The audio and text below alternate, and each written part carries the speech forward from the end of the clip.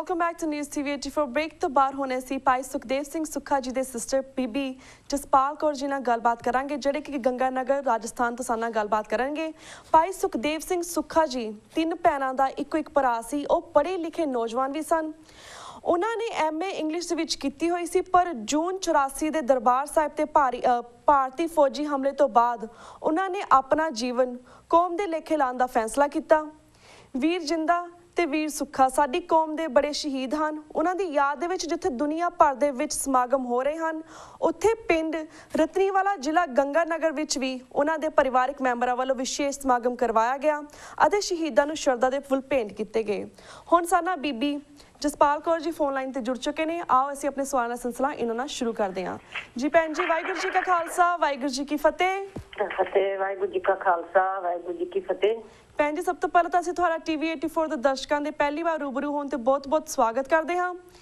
ਭੈਣ ਜੀ ਸਭ ਤੋਂ ਪਹਿਲਾਂ ਸਾਨੂੰ ਵੀਰ ਸੁੱਖਾ ਜੀ ਦੀ ਯਾਦ ਦੇ ਵਿੱਚ ਜਦ ਰਤਨੀਵਾਲਾ ਵਿਖੇ ਸਮਾਗਮ ਹੋਇਆ ਹੈ, ਇਸ ਬਾਰੇ ਜਾਣਕਾਰੀ ਦਿਓ। ਹਾਂਜੀ ਭੈਣ ਜੀ, ਉਹਨਾਂ ਬਾਰੇ ਇਹ ਗੱਲ ਆ ਵੀ ਪਹਿਲਾਂ 21 ਵਰਸੀਆਂ ਉਹਨਾਂ ਦੇ ਪਿੰਡ ਵਿਖੇ ਮਨਾਈਆਂ ਗਈਆਂ। ਹਾਂਜੀ। ਤੇ ਐਤਕੀ ਵਾਰ ਵੀ ਬਾਪੂ ਜੀ ਦੀ ਸ਼ੂਗਰ ਦੇ ਨਾਲ ਬਾਪੂ ਜੀ ਦੀ ਲੱਤ ਖਰਾਬ ਹੋਣ ਕਰਕੇ ਵੀ ਉਹਨਾਂ ਦੀ ਲੱਤ ਕੱਟੀ ਗਈ। ਹਾਂਜੀ। ਤੇ ਇਸ ਕਰਕੇ ਫਿਰ ਲੱਤ ਕੱਟਣ ਦੇ ਨਾਲ ਤੇ ਵੀ ਬਾਪੂ ਜੀ ਵੀ ਜਾਨੀ ਬਹੁਤ ਜ਼ਿਆਦਾ ਕਮਜ਼ੋਰ ਹੋ ਗਏ ਜੀ। ਤੇ ਇਸ ਕਰਕੇ ਕਹਿੰਦੇ ਵੀ ਮੈਂ ਵੀ ਪਿੰਡ ਦੇ ਵਿੱਚ ਵੀ ਸਮਾਗਮ ਨਹੀਂ ਮਨਾ ਸਕਦਾਗਾ, ਤੇ ਇਸ ਕਰਕੇ ਵੀ ਮੈਂ ਬਹੁਤ ਜ਼ਿਆਦਾ ਕਮਜ਼ੋਰ ਹੋ ਗਿਆ ਸੀ। ਤੇ ਇਸ ਕਰਕੇ ਫਿਰ ਸਾਡੀ ਭੈਣ ਦੀ ਛੋਟੇ ਸਾਡੇ ਤੋਂ ਸੁਰਿੰਦਰ ਕੌਰ, ਹਾਂਜੀ, ਤੇ ਮੇਰੇ ਜੀਜਾ ਜੀ ਗੁਰਬਚਨ ਸਿੰਘ, ਹਾਂਜੀ, ਤੇ ਉਹਨਾਂ ਦਾ ਪਰਿਵਾਰ ਫਿਰ ਕਹਿੰਦੇ ਵੀ ਬਾਕੀ ਜਿਹੜੀ ਉਹ ਵੀ ਐਤਕੀ ਵਾਲੀ ਅਸੀਂ ਮਨਾਵਾਂਗੇ। ਫਿਰ ਭਾਈ ਅਮਰੀਕ ਸਿੰਘ ਆਏ ਸੀ ਪੰਜਾਬ ਚੋਂ। ਹਾਂਜੀ। ਉਹਨਾਂ ਨੇ ਸਾਨੂੰ ਆਖਿਆ ਸੀਗਾ ਵੀ ਬਾਰਸੀ ਕਿੱਥੇ ਮਨਾਈ ਜਾਊਗੀ। ਮਾਤਾ ਜੀ ਉਹਨਾਂ ਦੇ ਕੋਲੇ ਗਏ ਤੇ ਮਾਤਾ ਜੀ ਕਹਿੰਦੇ ਵੀ ਐਤਕੀ ਮੇਰੀ ਛੋਟੀ ਬੇਟੀ ਨਾ ਉਹੀ ਬਾਰਸੀ ਮਨਾਊਗੀ। ਹਾਂਜੀ। ਤੇ ਫਿਰ ਇਸ ਕਰਕੇ ਭੈਣ ਜੀ ਉੱਥੇ ਐਤਕੀ ਉਹਨਾਂ ਦੀ ਬਾਰਸੀ ਦਾ ਪ੍ਰੋਗਰਾਮ ਹੋਇਆ। ਬਹੁਤ ਧੂਮਧਾਮ ਨਾਲ ਬਹੁਤ ਇਲਾਕੇ ਦੀਆਂ ਸੰਗਤਾਂ ਆਈਆਂ ਸੀ। ਹਾਂਜੀ। ਤੇ ਦਰਬਾਰ ਸਾਹਿਬ ਚੋਂ 60-65 ਬੰਦੇ ਦਰਬਾਰ ਸਾਹਿਬ ਤੋਂ ਗੱਡੀਆਂ ਆਈਆਂ ਸੀ। ਜੀ ਜੀ ਜੀ। ਤੇ ਬਹੁਤ ਧੂਮਧਾਮ ਨਾਲ ਉਹਨਾਂ ਦਾ ਸਮਾਗਮ ਕੀਤਾ ਗਿਆ। ਹਾਂਜੀ ਹਾਂਜੀ। ਤੇ ਉੱਥੇ ਤਾਂ ਕਰਕੇ ਮਨਾਇਆ ਗਿਆ ਕਿ ਮਾਤਾ ਜੀ ਵੀ ਬਹੁਤ ਕਮਜ਼ੋਰ ਹੋ ਚੁੱਕੇ ਆ ਤੇ ਪਿਤਾ ਜੀ ਦੀ ਤੇ ਲੱਤ ਕੱਟੀ ਆ। ਉਹਨਾਂ ਤੇ ਚੱਕ ਕੇ ਗਾਮਸ਼ਾ ਕਰਨਾ ਪੈਂਦਾ, ਵੀ ਆਪਣੇ ਆਪ ਚੱਲ ਫਿਰ ਵੀ ਨਹੀਂ ਸਕਦੇ। ਜੀ ਬਿਲਕੁਲ ਭੈਣ ਜੀ, ਅਸੀਂ ਅੰਡਰਸਟੈਂਡ ਕਰਦੇ ਹਾਂ ਬਿਕੋਜ਼ ਉੱਥੇ 3 ਭੈਣਾਂ ਦੇ ਇੱਕ ਭਰਾ ਸੀਗੇ ਤੇ ਉਹ ਮਾਂ-ਬਾਪ ਵੀ ਥੋੜਾ ਜਿਹਾ ਹੋ ਜਾਂਦਾ, ਉਹਨਾਂ ਨੂੰ ਵੀ ਬੋਝ ਹੁੰਦਾ ਬੱਚਿਆਂ ਦਾ, ਕਿਉਂਕਿ ਇੰਨੀ ਯੰਗ ਉਮਰ ਦੇ ਵਿੱਚ ਉਹਨਾਂ ਨੇ ਸ਼ਹੀਦੀ ਪਾਈ ਸੀ, ਸਿੱਖ ਕੌਮ ਦੇ ਲਈ ਆਪਣੀ ਜਾਨ ਦੇ ਦਿੱਤੀ ਹੈ। ਤੇ ਵੈ ਭੈਣ ਜੀ, ਅਸੀਂ ਜਾਣਨਾ ਚਾਹਾਂਗੇ ਜਿਸ ਤਰ੍ਹਾਂ ਇੰਨੇ ਵੱਡੇ ਸੂਰਵੀਰ ਸਨ, ਉਹਨਾਂ ਨੇ ਸ਼ਹਾਦਤ ਦਿੱਤੀ ਸਾਡੀ ਸਿੱਖ ਕੌਮ ਦੇ ਲਈ। ਸਾਨੂੰ ਅੱਜ ਅਸੀਂ ਸਿੱਖ ਹਾਂ ਬਿਕੋਜ਼ ਉਹਨਾਂ ਦੀ ਵਜ੍ਹਾ ਦੇ ਨਾਲ ਹੀ ਹਾਂ। ਅਸੀਂ ਜਾਣਨਾ ਚਾਹਾਂਗੇ ਉਹਦੀ ਸ਼ਹਾਦਤ ਬਾਰੇ ਤਾਂ ਅਸੀਂ ਬਹੁਤ ਕੁਝ ਜਾਣਦੇ ਹਾਂ, ਪਰ ਉਹਦੇ ਬਚਪਨ ਬਾਰੇ ਅਸੀਂ ਕੁਝ ਨਹੀਂ ਜਾਣਦੇ ਹੈਗੇ। ਅਸੀਂ ਚਾਹਾਂਗੇ ਜਿਹੜੀ ਸਾਡੀ ਅੱਜ ਦੀ ਜਨਰੇਸ਼ਨ ਆ, ਉਹਨਾਂ ਨੂੰ ਤੁਸੀਂ ਉਹਨਾਂ ਦੇ ਬਚਪਨ ਦੀਆਂ ਕੁਝ ਯਾਦਾਂ ਸਾਡੇ ਦਰਸ਼ਕਾਂ ਨਾਲ ਸਾਂਝੀਆਂ ਕਰੋ। ਅੱਛਾ ਜੀ, ਅੱਛਾ ਜੀ। ਤੇ ਭੈਣ ਜੀ ਤੁਸੀਂ ਸਾਂਝੀਆਂ ਹੁਣ ਕਰੋ TV ਦੇ ਉੱਪਰ। ਹਾਂਜੀ ਭੈਣ ਜੀ, ਤੁਸੀਂ ਉਹਨਾਂ ਦੇ ਬਚਪਨ ਬਾਰੇ ਸਾਡੇ ਦਰਸ਼ਕਾਂ ਨੂੰ ਦੱਸੋ। ਹਾਂਜੀ। ਵਾਹਿਗੁਰੂ ਜੀ ਕਾ ਖਾਲਸਾ, ਵਾਹਿਗੁਰੂ ਜੀ ਕੀ ਫਤਿਹ। ਜੀ। ਤੇ ਭੈਣ ਜੀ ਇਸ ਤਰ੍ਹਾਂ ਆ ਵੀ ਜਦੋਂ ਉਹਨਾਂ ਦਾ ਬਚਪਨ ਦਾ ਤੁਸੀਂ ਜਾਣਦੇ ਹੋ, ਜਦੋਂ ਉਹਨਾਂ ਦਾ ਹੋਇਆ। ਹਾਂਜੀ। ਵੀ ਡੇਟ ਦਾ ਬੱਚੇ ਡੇਟ ਤੋਂ ਤੁਸੀਂ ਜਾਣਦੇ ਹੋ ਜਦੋਂ ਉਹਨਾਂ ਦਾ ਜਨਮ ਹੋਇਆਗਾ। ਉਹਨਾਂ ਦਾ ਜਨਮ ਹੋਇਆ ਹੈਗਾ ਆ ਜੀ ਸਨ 1962। ਹਾਂਜੀ। 14 ਜੁਲਾਈ ਮਹੀਨਾ, ਦਿਨ ਬੁੱਧਵਾਰ, ਰਾਤੀ 12 ਵਜੇ। ਹਾਂਜੀ। ਉਹਨਾਂ ਦਾ ਜਨਮ ਦਿਨ ਆ ਜੀ ਇਹ। ਹਾਂਜੀ। ਤੇ ਬਾਕੀ ਇਹ ਆ ਵੀ ਪਹਿਲਾ ਦਿਨ ਤੋਂ ਉਹਨਾਂ ਦਾ ਗੁਰੂ ਘਰ ਦੇ ਵਿੱਚ ਵੀ ਬਹੁਤ ਜ਼ਿਆਦਾ ਪਿਆਰ ਸੀ। ਜਦੋਂ ਉਹਨਾਂ ਨੇ ਜਨਮ ਲੈਣਾ ਸੀ, ਪਹਿਲਾਂ ਅਸੀਂ 3 ਭੈਣਾਂ ਸੀਗੀਆਂ ਜੀ। 2 ਭੈਣਾਂ ਸੀ ਅਸੀਂ, ਇੱਕ ਸਾਡਾ ਭਰਾ ਸੀਗਾ। ਤੇ ਮਾਤਾ ਜੀ ਹੁਣੀ ਕਹਿਣ ਲੱਗੇ ਕਿ ਸਾਨੂੰ ਇੱਕ ਬੇਟਾ ਹੋਰ ਚਾਹੀਦਾ ਆ। ਹਾਂਜੀ। ਅਗਲੇ ਪਿਛਲੇ ਜ਼ਮਾਨੇ 'ਚ ਤੁਸੀਂ ਜਾਣਦੇ ਹੀ ਆ ਵੀ ਹਰੇਕ ਇਨਸਾਨ ਕਹਿੰਦਾ ਸੀ ਵੀ ਜੋੜੀ ਚਾਹੀਦੀ ਆ ਜੀ। ਤੇ ਸਾਡੇ ਨੇੜੇ ਇੱਕ ਗੁਰਦੁਆਰਾ ਸਾਹਿਬ ਸੀਗਾ ਤੇ ਉੱਥੇ ਬਹੁਤ ਪੁੱਜੇ ਹੋਏ ਸੰਤ ਰਹਿੰਦੇ ਹੁੰਦੇ ਸੀਗੇ। ਤੇ ਮਾਤਾ ਜੀ ਉਹਨਾਂ ਦੇ ਕੋਲੇ ਗਏ, ਕਹਿੰਦੇ ਕਿ ਬਾਬਾ ਜੀ ਤੁਸੀਂ ਮੈਨੂੰ ਇੱਕ ਬੱਚੇ ਦੀ ਪ੍ਰਾਪਤੀ ਦਿਓ, ਵੀ ਮੇਰੇ ਇੱਕ ਬੇਟਾ ਆ, ਵੀ ਮੈਨੂੰ ਜੋੜੀ ਚਾਹੀਦੀ ਆ। ਹਾਂਜੀ।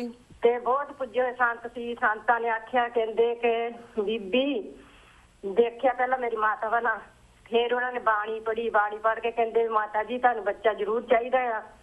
ਮਾਤਾ ਜੀ ਕਹਿੰਦੇ ਹਾਂਜੀ ਮੈਨੂੰ ਬੱਚਾ ਜ਼ਰੂਰ ਚਾਹੀਦਾ ਆ ਜੀ।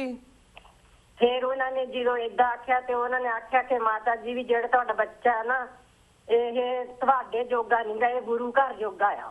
ਹਾਂਜੀ। ਦੇਖੋ ਅੱਗੇ ਜਿਹੜੀਆਂ ਬੀਬੀਆਂ ਭੈਣਾਂ ਹੁੰਦੀਆਂ ਸੀਗੀਆਂ ਉਹ ਇੰਨੀਆਂ ਸੂਝਵਾਨੀ ਹੁੰਦੀਆਂ ਸੀਗੀਆਂ, ਉਹਨਾਂ ਨੂੰ ਐ ਹੁੰਦਾ ਸੀਗਾ ਵੀ ਬਾਬਾ ਜੀ ਮੈਨੂੰ ਬੱਚਾ ਦੇ ਦਿਓ, ਚਲ ਗੁਰੂ ਘਰ ਜੋਗਾ ਹੋ ਜੇ, ਮੈਨੂੰ ਬੱਚਾ ਜ਼ਰੂਰ ਚਾਹੀਦਾ। ਉਹਨਾਂ ਨੇ ਵਚਨ ਵੀ ਕਰਤਾ ਵੀ ਗੁਰੂ ਘਰ ਜੋਗਾ ਹੋਊਗਾ ਜੀ। ਤੇ ਫਿਰ ਮਾਤਾ ਜੀ ਇਹ ਸੋਚਦੇ ਰਹੇ ਵੀ ਇਹ ਗੁਰੂ ਗ੍ਰੰਥ ਸਾਹਿਬ ਪੜ੍ਹਨ ਲੱਗ ਪੈਣਗੇ, ਗੁਰਦੁਆਰੇ ਦੇ ਪਾਠੀ ਬਣ ਜਾਣਗੇ। ਮਾਤਾ ਜੀ ਬਸ ਇਹ ਸੋਚ ਕੇ ਉਹਨੂੰ ਪਾਲਦੇ ਰਹੇ ਜੀ। ਤੇ ਫਿਰ ਜਦੋਂ ਫਿਰ ਥੋੜੀ ਜਿਹੀ ਜਵਾਨੀ ਚ ਪੈਰ ਰੱਖਿਆ, ਫਿਰ ਹਰਜਿੰਦਰ ਜਦੋਂ ਦਰਬਾਰ ਸਾਹਿਬ ਆਪਣੇ ਫਿਰ ਅਟੈਕ ਹੋਇਆ, ਪਹਿਲਾਂ ਵੀ ਸੰਤਾਂ ਦੇ ਕੋਲੇ ਜਾਂਦੇ ਹੁੰਦੇ ਸੀ, ਇਹ ਸੰਤ ਭਿੰਡਰਾ ਜੀ ਵਾਲੇ ਕੋਲ ਜਾਂਦੇ ਹੁੰਦੇ ਸੀਗੇ। ਹਾਂਜੀ। ਵੀ ਉਹਨਾਂ ਦੇ ਦਰਸ਼ਨ ਕਰਕੇ ਉਹਨੇ ਹਰਜਿੰਦਰ ਸਿੰਘ ਜਿੰਦੇ ਦਾ ਮਾਮੇ ਦਾ ਬੇਟਾ ਸੱਬੀ ਐਚ ਰਹਿੰਦਾ ਜੀ, ਸਾਡੇ ਨਜ਼ਦੀਕ ਹੀ ਆ। ਹਾਂਜੀ।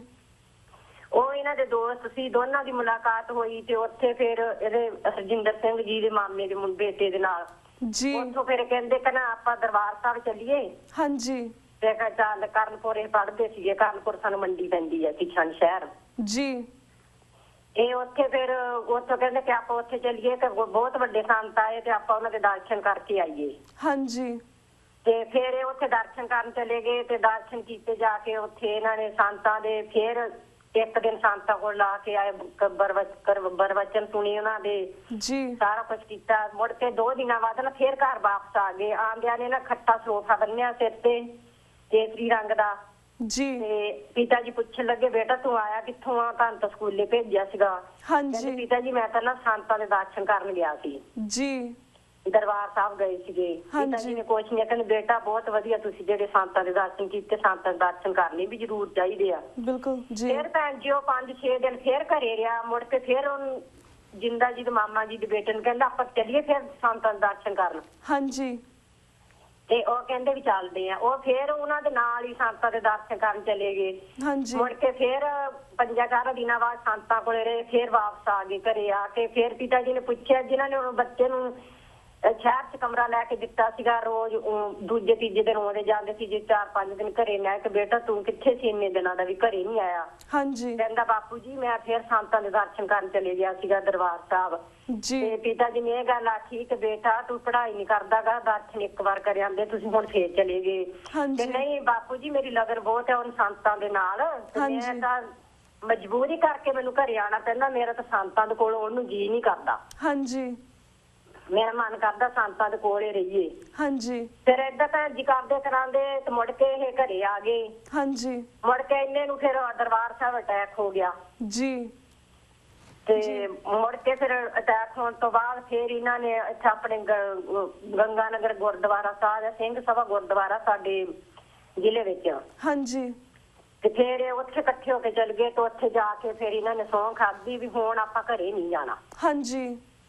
ਹੁਣ ਆਪਾਂ ਆਪਣੇ ਗੁਰੂ ਘਰ ਦਾ ਬਦਲਾ ਲੈਣਾ ਹੀ ਲੈਣਾ ਆ, ਕੁਛ ਮਰਜ਼ੀ ਹੋ ਜੇ। ਤੇ ਫਿਰ ਇਹ ਘਰੇ ਨਹੀਂ ਗਏ ਤੇ ਉੱਥੋਂ ਫਿਰ ਇਹ ਘਰੇ ਗਏ ਤੇ ਜਾ ਕੇ ਮਾਤਾ ਜੀ ਨੂੰ ਕਹਿੰਦੇ ਮਾਤਾ ਜੀ ਹਾਂਜੀ ਤੇ ਆਪਣੇ ਨਾ ਗੁਰੂ ਘਰ ਤੇ ਅਟੈਕ ਹੋਇਆ ਤੇ ਆਪ ਹੁਣ ਕੀ ਕਰਨਾ ਚਾਹੀਦਾ? ਮਾਤਾ ਜੀ ਕਹਿੰਦੀ ਬੇਟਾ ਅਸੀਂ ਤਾਂ ਹੁਣ ਕੀ ਜਾਣਦੇ, ਉਹ ਕਲਗੀ ਵਾਲਾ ਜਾਣਦਾ ਵੀ ਹੁਣ ਕੀ ਕਰਨਾ ਚਾਹੀਦਾ ਆ ਜੀ। ਤੇ ਫਿਰ ਕਹਿੰਦੇ ਮਾਤਾ ਜੀ ਮੈਨੂੰ ਨਾ ਖੇਤ ਚਲ ਗਏ, ਖੇਤ ਪਿਤਾ ਜੀ ਦੇ ਨਾਲ ਕੰਮ ਕਰਨ ਵਾਸਤੇ। ਹਾਂਜੀ। ਖੇਤ ਚਲ ਗਏ ਤੇ ਜਾ ਕੇ ਕੰਮ ਕਰਕੇ ਨਾ ਪਿਤਾ ਜੀ ਤੋਂ ਪਹਿਲਾਂ ਘਰੇ ਆ ਗਏ ਤੇ ਆ ਕੇ ਕਹਿੰਦੇ ਮਾਤਾ ਜੀ ਵੀ ਮੈਨੂੰ ਨਾ ਤੁਸੀਂ 50 ਰੁਪਏ ਦਿਓ। ਹਾਂਜੀ। ਤੇ ਮਾਤਾ ਜੀ ਕਹਿੰਦੀ ਬੇਟਾ ਕੀ ਕਰਨੇ 50 ਰੁਪਏ ਜੀ? ਕਹਿ ਮੈਂ ਨਾ ਦਰਬਾਰ ਸਾਹਿਬ ਜਾਣਾ ਤੇ ਮੈਂ ਨਾ ਹੁਣ ਮੁੜ ਕੇ ਘਰ ਨਹੀਂ ਆਉਣਾ, ਤੁਸੀਂ ਮੈਨੂੰ 50 ਰੁਪਏ ਦਿਓ ਜੀ। ਤੇ ਮਾਤਾ ਜੀ ਕਹਿਣ ਲੱਗੇ ਕਹਿੰਦੇ ਬੇਟਾ ਦੇਖ ਤੇਰਾ ਭਰਾ ਵੀ ਹੈ ਨੀਗਾ, ਤੇਰੀਆਂ 3 ਭੈਣਾਂ ਆ ਤੇ ਸਾਡਾ ਕੋਈ ਸਹਾਰਾ ਵੀ ਹੈ ਨੀਗਾ। ਹਾਂਜੀ। ਤੇ ਤੁਸੀਂ ਦਰਬਾਰ ਸਾਹਿਬ ਚੱਲੇ ਆ ਤੇ ਵੀ ਮੱਥਾ ਟੇਕ ਕੇ ਵਾਪਸ ਆ ਜਿਓ। ਹਾਂਜੀ। ਕਹਿੰਦਾ ਨਹੀਂ ਮਾਤਾ ਮੈਂ ਵਾਪਸ ਨਹੀਂ ਆਉਣਾਗਾ ਤੇ ਵੀ ਮੈਂ ਦਰਬਾਰ ਸਾਹਿਬ ਦਾ ਬਦਲਾ ਹੀ ਲੈਣਾ ਆ ਤੇ ਮੈਂ ਘਰੇ ਨਹੀਂ ਆਉਣਾਗਾ, ਵੀ ਮੈਂ ਜਨਰਲ ਵੈਦ ਦਾ ਸੌਦਾ ਲਾਣਾ ਹੀ ਲਾਣਾ ਆ ਜੀ। ਤੇ ਫਿਰ ਏਦਾਂ ਕਰਦੇ ਕਰਾਂਦੇ ਪਿਤਾ ਜੀ ਨੂੰ ਤਾਂ ਉਹਨਾਂ ਨੇ ਡੀਕਿਆ ਹੀ ਨਹੀਂਗਾ ਵੀ ਪਿਤਾ ਜੀ ਨੇ ਮੈਨੂੰ ਮਨਾ ਕਰ ਦੇਣਾ ਵੀ ਤੁਸੀਂ ਬੇਟਾ ਨਾ ਜਾ, ਵੀ ਇਦਾਂ ਦੇ ਕੰਮ ਗਲਤ ਨਾ। ਉਹ ਜਿਹੜੇ ਬਜ਼ੁਰਗ ਹੁੰਦੇ ਆ ਭੈਣ ਜੀ ਉਹ ਗਲਤ ਹੀ ਸਮਝਦੇ ਆ ਜੀ ਜੀ। ਹਾਂਜੀ ਤੇ ਉਹ ਕਹਿੰਦੇ ਵੀ ਤੁਸੀਂ ਨਾ ਜਾਵੋ ਤੇ ਮਾਤਾ ਜੀ ਤੋਂ ਪੁੱਛ ਕੇ ਤੇ 50 ਰੁਪਏ ਲੈ ਕੇ ਤੇ ਭੈਣ ਜੀ ਘਰੋਂ ਚਲੇ ਗਿਆ, ਮੁੜ ਕੇ ਘਰੇ ਨਹੀਂ ਆਇਆ ਜੀ ਜੀ। ਤੇ ਪਿਤਾ ਜੀ ਨੇ ਭੈਣ ਦੇ ਉਹਨਾਂ ਵਾਲੀ ਸੀ ਛੋਟੀ ਜਿਹੜੀ ਰਤਨੇ ਵਾਲੀ ਰਹਿੰਦੀ ਆ, ਪਿਤਾ ਜੀ ਨੇ ਵੀ ਬਹੁਤ ਉਹਦੀ ਭਾਲ ਕੀਤੀ ਵੀ ਕਿੱਥੇ ਹੈਗਾ ਕਿੱਥੇ ਨਹੀਂ, ਮੈਂ ਉਹਨੂੰ ਘਰੇ ਲਿਆਵਾਂ। ਤੇ ਬਾਰੇ ਫਿਰ ਦਿੱਲੀ ਵਾਲਾ ਚਲੇ ਗਏ ਤੇ ਮੁੜ ਕੇ ਨਹੀਂ, ਫਿਰ ਇਹ ਘਰੇ ਨਹੀਂ ਵਾਪਸ ਆਏ ਜੇ, ਬਸ ਉਧਰ ਹੀ ਬਸ ਫਿਰਦੇ ਰਹੇ। ਭੈਣ ਜੀ ਤੁਹਾਡਾ ਬਹੁਤ ਬਹੁਤ ਸ਼ੁਕਰੀਆ। ਹਾਂਜੀ ਭੈਣ ਜੀ ਤੁਹਾਡਾ ਬਹੁਤ ਬਹੁਤ ਸ਼ੁਕਰੀਆ ਕਿ ਤੁਸੀਂ ਪੂਰਾ ਇਹ ਇੱਕ ਐਸੀ ਯਾਦ ਸਾਡੇ ਦਰਸ਼ਕਾਂ ਨਾਲ ਸਾਂਝੀ ਕੀਤੀ ਜਿਸ ਬਾਰੇ ਸਾਨੂੰ ਕੁਝ ਨਹੀਂ ਪਤਾ ਸੀਗਾ। ਤੁਹਾਡਾ ਇਸ ਲਈ ਅਸੀਂ ਬਹੁਤ ਬਹੁਤ ਥੈਂਕ ਯੂ ਕਰਦੇ ਹਾਂ। ਭੈਣ ਜੀ ਜਿਸ ਤਰ੍ਹਾਂ ਤੁਸੀਂ ਗੱਲ ਕੀਤੀ ਕਿ ਬਿਲਕੁਲ ਬਜ਼ੁਰਗਾਂ ਨੂੰ ਹੁੰਦਾ ਕਿ ਸਾਡਾ ਸਹਾਰਾ ਹੋਵੇ, ਤਿੰਨਾਂ ਭੈਣ ਦਾ ਇੱਕ ਭਰਾ ਸੀਗਾ, ਇਸ ਤਰ੍ਹਾਂ ਚਲਾ ਗਿਆ। ਅਸੀਂ ਤੁਹਾਡੇ ਕੋਲ ਜਾਣਨਾ ਚਾਹਾਂਗੇ ਤੁਸੀਂ ਅਖੀਰਲੀ ਵਾਰੀ, ਕਿਉਂਕਿ ਸਾਡੇ ਕੋਲ 2-3 ਮਿੰਟ ਰਹਿ ਗਏ ਨੇ ਭੈਣ ਜੀ ਗੱਲਬਾਤ ਕਰਨ ਨੂੰ, ਤੁਸੀਂ ਅਖੀਰਲੀ ਵਾਰੀ ਵੀਰ ਜੀ ਨੂੰ ਕਦੋਂ ਮਿਲੇ ਸੀਗੇ? ਕਿ ਵੀਰ ਜੀ ਨੇ ਸਿੱਖ ਕੌਮ ਦੇ ਲਈ ਕੋਈ ਸੁਨੇਹਾ ਦਿੱਤਾ ਸੀਗਾ ਤੁਹਾਡੇ ਜ਼ਰੀਏ? ਤੁਸੀਂ ਜ਼ਰੂਰ ਸ਼ੇਅਰ ਕਰ ਸਕਦੇ ਹੋ ਟੀਵੀ ਦੇ ਉੱਪਰ ਇਸ ਵੇਲੇ। ਹਾਂਜੀ ਹਾਂਜੀ ਭੈਣ ਜੀ, ਅਸੀਂ ਜਦੋਂ ਆਖਰੀ ਵਾਰ ਵੀਰ ਜੀ ਕੋਲੇ ਗਏ, ਅਸੀਂ ਉਹਨਾਂ ਨੇ ਸਾਡੇ ਨਾਲ, ਸਾਨੂੰ ਰਾਤ ਨੂੰ 10-9 ਵਜੇ ਉਹਨਾਂ ਦੇ ਨਾਲ ਸਾਡੀ ਸਾਰੇ ਪਰਿਵਾਰ ਦੀ ਮੁਲਾਕਾਤ ਹੋਈ। ਉਹਨਾਂ ਨੇ ਸਾਨੂੰ ਇਹੀ ਸੁਨੇਹਾ ਦਿੱਤਾ ਸੀਗਾ ਵੀ ਜਿਹੜੀ ਸਾਡੀ ਸਿੱਖ ਕੌਮ ਆ ਨਾ, ਇਹ ਪਾਰਟੀਆਂ ਨਾ ਬਣਾਉਣ, ਇਹ ਇੱਕ ਝੰਡੇ ਦੇ ਥੱਲੇ ਇਕੱਠੇ ਹੋ ਕੇ ਨਾ, ਤੇ ਸਾਰੇ ਜਣੇ ਇੱਕ ਝੰਡੇ ਥੱਲੇ ਇਕੱਠੇ ਹੋਣ ਤਾਂ ਫਿਰ ਸਾਡਾ ਖਾਲਿਸਤਾਨ ਬਣ ਸਕਦਾ ਆ, ਜੇ ਅਸੀਂ ਇੱਕ ਹੋਈਏ। ਜੇ ਅਸੀਂ ਇੱਕ ਨਾ ਹੋਏ ਤੇ ਸਾਨੂੰ ਇਹ ਪ੍ਰਾਪਤੀ ਨਹੀਂ ਹੋਣੀ ਜੀ। ਤੁਸੀਂ ਸਾਰੇ ਇੱਕ ਜਗ੍ਹਾ ਤੇ ਇਕੱਠੇ ਹੋਵੋ। ਉਹ ਸਾਨੂੰ ਇਹੀ ਸੁਨੇਹਾ ਦਿੰਦੇ ਸੀ, ਜੇ ਤੁਸੀਂ ਬਾਹਰ ਜਾਓਗੇ ਤੁਸੀਂ ਸਾਰਾ ਇਹ ਸੁਨੇਹਾ ਸਿੱਖ ਕੌਮ ਨੂੰ ਦਿਓ ਵੀ ਸਾਨੂੰ ਉਹ ਜਾਂਦੀ ਵਾਰ ਇਹ ਕਹਿ ਗਏ ਸੀ ਵੀ ਤੁਸੀਂ ਇੱਕ ਝੰਡੇ ਥੱਲੇ ਇਕੱਠੇ ਹੋਵੋ। ਤੇ ਬਾਕੀ ਉਹਨਾਂ ਨੇ ਇਹ ਆਖਿਆ ਸੀਗਾ ਵੀ ਅਸੀਂ ਜਦੋਂ ਨਾਨਦਾਗਾ ਚਲੇ ਗਏ ਤੇ ਸਾਡੇ ਮਗਰੋਂ ਕਿਸੇ ਨੇ ਅੰਜੂ ਨਹੀਂ ਬਹਾਣਾ, ਕਿਸੇ ਨੇ ਕੋਈ ਏਦਾਂ ਦਾ ਮਾੜਾ ਜ਼ਿਕਰ ਨਹੀਂ ਕਰਨਾਗਾ ਕਿਸੇ ਦੇ ਮੋਹਰੇ ਵੀ। ਤੁਸੀਂ ਹਰੇਕ ਨੇ ਇਹੀ ਕਹਿਣਾ ਵੀ ਬਹੁਤ ਵਧੀਆ ਕੀਤਾਗਾ, ਇਹ ਬਦਲਾ ਲੈਣਾ ਚਾਹੀਦਾ ਸੀ ਤੇ ਬਦਲਾ ਲੈ ਲਿਆ ਸਾਡੇ ਬੱਚੇ ਨੇ। ਬਿਲਕੁਲ ਭੈਣ ਜੀ, ਅਸੀਂ ਵੀ ਹੰਝੂ ਨਹੀਂ ਬਹਾਉਂਦੇ ਹੈਗੇ, ਪਰ ਸਾਨੂੰ ਮਾਣ ਤੇ ਫਕਰ ਹੈ ਕਿ ਸਾਡੇ ਵੀਰ ਸਾਡੇ ਲਈ ਉਹਨਾਂ ਨੇ ਆਪਣੀਆਂ ਜਾਨਾਂ ਦੇ ਦਿੱਤੀਆਂ, ਸਾਡੇ ਆਜ਼ਾਦ ਦੇਸ਼ ਦੇ ਲਈ ਆਪਣੀਆਂ ਜਾਨਾਂ ਦੇ ਦਿੱਤੀਆਂ। ਹਾਂਜੀ ਉਹਨਾਂ ਨੇ ਬਹੁਤ ਸਾਨੂੰ ਇਹੀ ਕਿਹਾ ਸੀ ਆਖਰੀ ਟਾਈਮ ਵੀ ਤੁਸੀਂ ਬਾਹਰ, ਅਸੀਂ ਭੈਣ ਜੀ ਬਾਹਰ ਆ ਕੇ ਵੀ ਸਾਰੇ ਸੰਗਤ ਦੇ ਵਿੱਚ ਇਹੀ ਆਖਿਆ ਵੀ ਭਾਈ ਸਾਨੂੰ ਤੁਹਾਨੂੰ ਸਾਰਿਆਂ ਨੂੰ ਇੱਕ ਝੰਡੇ ਦੇ ਥੱਲੇ ਇਕੱਠੇ ਹੋਣ ਵਾਸਤੇ ਉਹਨਾਂ ਨੇ ਸਾਨੂੰ ਦਿੱਤਾ ਸਮਾਚਾਰ ਵੀ ਇੱਕ ਝੰਡੇ ਥੱਲੇ ਇਕੱਠੇ ਹੋ ਜਾਓ ਤੇ ਆਪਣੀ ਪ੍ਰਾਪਤੀ ਹੋ ਸਕਦੀ ਹੈ। ਜੇ ਤੁਸੀਂ ਇੱਕ ਝੰਡੇ ਥੱਲੇ ਨਾ ਹੋਏ ਤੇ ਪ੍ਰਾਪਤੀ ਨਹੀਂ ਹੋਣੀ। ਹਾਂਜੀ ਬਿਲਕੁਲ ਭੈਣ ਜੀ, ਅਸੀਂ ਵੀ ਚਾਹੁੰਦੇ ਕਿ ਇੱਕ ਪਲੇਟਫਾਰਮ ਹੋਵੇ, ਇੱਕ ਝੰਡਾ ਹੋਵੇ ਜਿਸ ਤੇ ਅਸੀਂ ਸਾਰੇ ਖੜੇ ਹੋਈਏ ਤੇ ਅਸੀਂ ਇੱਕ ਕੌਮ ਬਣ ਕੇ ਇਸ ਆਪਣੇ ਆਜ਼ਾਦ ਦੇਸ਼ ਦੇ ਲਈ ਔਰ ਸੰਘਰਸ਼ ਦੇ ਲਈ ਚੱਲੀਏ। ਅਸੀਂ ਵੀ ਇਹੀ ਬੇਨਤੀ ਕਰਦੇ, ਇਹੀ ਅਰਦਾਸ ਵੀ ਕਰਦੇ ਰੱਬ ਅੱਗੇ ਕਿ ਜਿਹੜੀ ਸਾਡੀ ਸਿੱਖ ਕੌਮ ਹੈ ਸੁੱਤੀ ਪਈ ਹੈ, ਉਹਨੂੰ ਜਗਾਓ ਔਰ ਉਹਨੂੰ ਪਤਾ ਲੱਗੇ ਕਿ ਸਾਡੇ ਵੀਰਾਂ ਨੇ ਕਿਸ ਤਰ੍ਹਾਂ ਸਾਡੇ ਜਾਨਾਂ ਦੇ ਦਿੱਤੀ ਹੈ ਤੇ ਸਾਡੀ ਪਾਸੇ ਸਿੱਖ ਕੌਮ ਪੂਰੀ ਤਰ੍ਹਾਂ ਸੁੱਤੀ ਪਈ ਹੈ ਇਸ ਵੇਲੇ। ਭੈਣ ਜੀ ਤੁਹਾਡਾ ਬਹੁਤ ਬਹੁਤ ਸ਼ੁਕਰੀਆ ਕਿ ਤੁਸੀਂ ਇਸ ਤਰ੍ਹਾਂ ਦੀਆਂ ਗੱਲਾਂ ਕੀਤੀਆਂ, ਇਸ ਤਰ੍ਹਾਂ ਦੇ ਮੈਸੇਜ ਜਿਹੜੇ ਤੁਸੀਂ ਸਾਡੇ ਦਰਸ਼ਕਾਂ ਨਾਲ ਸਾਂਝੇ ਕੀਤੇ। ਅਸੀਂ ਇਸ ਦੇ ਨਾਲ ਇਹ ਵੀ ਕਹਿਣਾ ਚਾਹਾਂਗੇ ਕਿ ਤੁਹਾਡੇ ਮਾਤਾ ਪਿਤਾ ਜੀ ਦੀ ਵੀ ਅਸੀਂ ਅਰਦਾਸ ਕਰਦੇ ਰੱਬ ਅੱਗੇ ਕਿ ਉਹਨਾਂ ਨੂੰ ਚੰਗੀ ਸਿਹਤ ਬਖਸ਼ਣ। ਚਾਹੇ ਉਹਨਾਂ ਦੀ ਸਰਜਰੀ ਹੋਈ ਹੈ ਲੱਤ ਦੀ, ਤੇ ਅਸੀਂ ਚਾਹੁੰਦੇ ਕਿ ਈਵਨ ਦੋ ਥੋੜੇ ਓਲਡ ਹੋ ਗਏ ਨੇ, ਉਹਨਾਂ ਨੂੰ ਚੰਗੀ ਸਿਹਤ ਬਖਸ਼ਣ, ਉਹ ਆਪਣਾ ਆਜ਼ਾਦ ਦੇਸ਼ ਦੇਖ ਕੇ ਜਾਣ ਇਸ ਲਾਈਫ ਟਾਈਮ ਦੇ ਵਿੱਚ। ਤੇ ਭੈਣ ਜੀ ਤੁਹਾਡਾ ਵੀ ਸ਼ੁਕਰੀਆ ਕਿ ਤੁਸੀਂ ਆਪਣੇ ਪੂਰੇ ਸਾਡੇ ਦਰਸ਼ਕਾਂ ਦੇ ਨਾਲ ਆਪਣੇ ਵਿਚਾਰ ਸਾਂਝੇ ਕੀਤੇ। ਹੁਣ ਵਕਤ ਹੋ ਗਿਆ ਤੁਹਾਡੇ ਕੋਲ ਇਜਾਜ਼ਤ ਲੈਣ ਦਾ। ਭੈਣ ਜੀ ਵਾਹਿਗੁਰੂ ਜੀ ਕਾ ਖਾਲਸਾ, ਵਾਹਿਗੁਰੂ ਜੀ ਕੀ ਫਤਿਹ। ਵਿਊਅਰਸ ਵਕਤ ਹੋ ਗਿਆ ਤੁਹਾਡੇ ਕੋਲ ਇਜਾਜ਼ਤ ਲੈਣ ਦਾ। ਕੱਲ ਨੂੰ ਮਿਲਾਂਗੇ ਸੇਮ ਟਾਈਮ ਸੇਮ ਸ਼ੋ ਤੇ, ਤਦ ਤੱਕ ਲਈ ਵਾਹਿਗੁਰੂ ਜੀ ਕਾ ਖਾਲਸਾ, ਵਾਹਿਗੁਰੂ ਜੀ ਕੀ ਫਤਿਹ।